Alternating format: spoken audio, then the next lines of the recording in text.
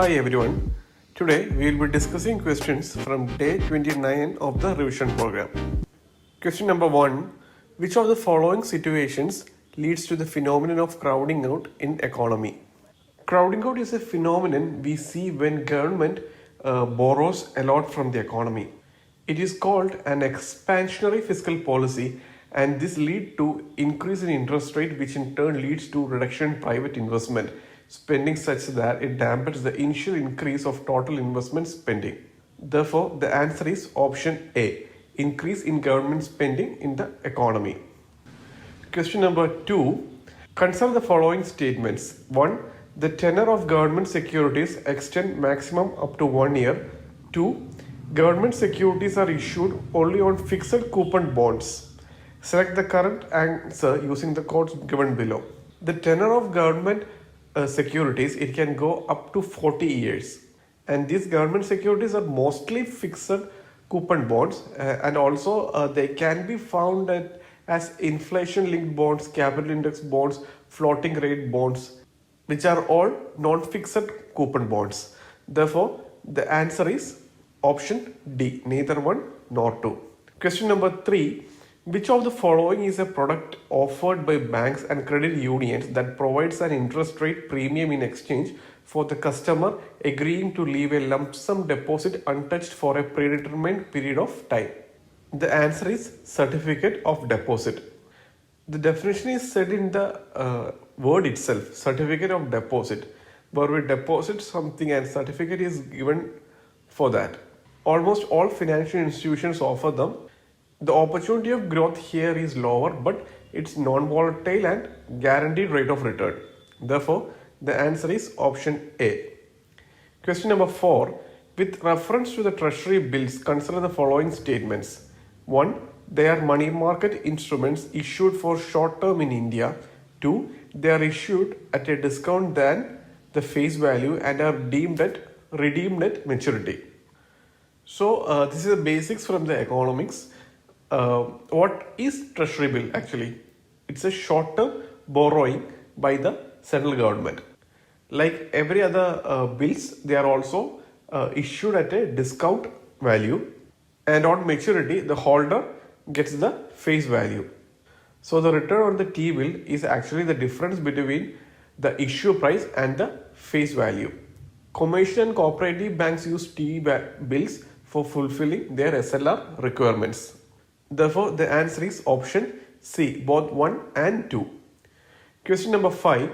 Consider RBI is directly intervening the foreign exchange market and purchasing dollars. Which of the following could be a possible output? Buying dollars will obviously increase the foreign reserve of the country, and when we buy something, it increases the demand. Similarly, purchasing dollars lead to increase in its demand, which in turn leads to increase in price of dollar, that is an increase in the exchange rate, which naturally means the depreciation of Indian currency, which will lead to increase in the exports. Therefore, the answer is option C, both 1 and 2. Question number 6. Which of the following actions would be taken by RBI in an event of inflation? 1. Reducing CRR. 2. Increasing SLR. 3. Reducing reverse repo rate. 4. Increasing repo rate. Repo rate is the fixed interest rate at which RBI provides overnight liquidity to banks against the collateral of government and other approved securities under liquidity adjustment facility. And regarding the reverse repo rate, it's the interest rate at which Reserve Bank absorbs liquidity, that is opposite to the repo rate. And other conditions are similar to the repo rate, that is it's done on an overnight basis from banks against the collateral of eligible government securities under LAF. And LAF, the liquidity adjustment facility, it consists of overnight as well as term repo auctions. And then the commonly seen term is marginal standing facility. It means the facility under which scheduled commercial banks can borrow additional amount of overnight money from RBI by dipping into their statutory liquidity ratio up to a limit at a penal rate of interest. And statutory liquidity ratio means the net demand and time liabilities that a bank is required to maintain in safe and liquid assets such as unencumbered government securities, cash and gold. So obviously the answer is A, 2 and 4. Question number 7. With reference to the hybrid annuity model, consider the following statements. 1.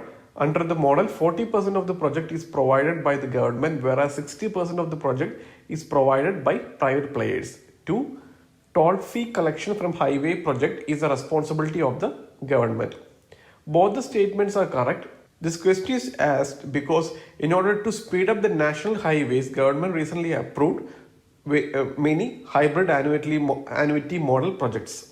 According to this, 40% of the project cost is to be provided by the government as construction support during the construction period, and the balance 60% as annuity payment over the operations period, along with interest.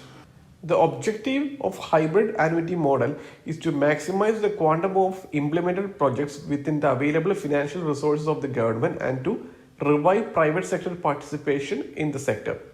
Toll fee collection from highway projects developed under the hybrid annuity model is the responsibility of the government. Therefore, the answer is option C. Question number 8. Which of the following statements relating to poverty in India are correct? 1. The concept of poverty line is helpful in assessing the extent of absolute poverty in the country. 2. Poverty line helps us to assess relative as well as absolute poverty. 3. Poverty line should change with changes in the price level. 4. Relative poverty can exist even in the absence of absolute poverty. So poverty line is a criteria that we use in order to know the level of poverty in a country. The relative poverty means the poverty that we calculate in relative terms. That is, by comparing different categories of people. A single poverty line can only be used to calculate the absolute poverty. In order to calculate the relative poverty, we need two different sets of criteria so that we can compare each other on the extent of which two sets of criteria differ each other. Therefore, the answer is option A. Poverty line helps to assess relative as well as absolute poverty. That statement is wrong. Poverty line can be used only for the calculation of absolute poverty. Therefore, the answer is option A, 1, 3 and 4.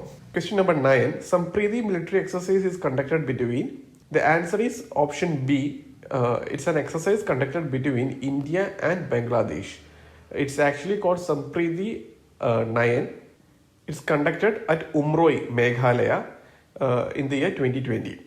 Question number 10. Consider the following statements. 1. Human Genome Project is an international program to decode entire human genome. 2.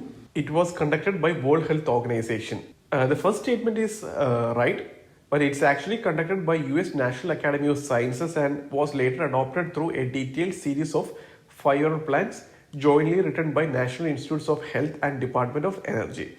Therefore, the answer is option A. So that's all for today. Tomorrow we will be launching the questions for day 20 of the revision plan. Thank you.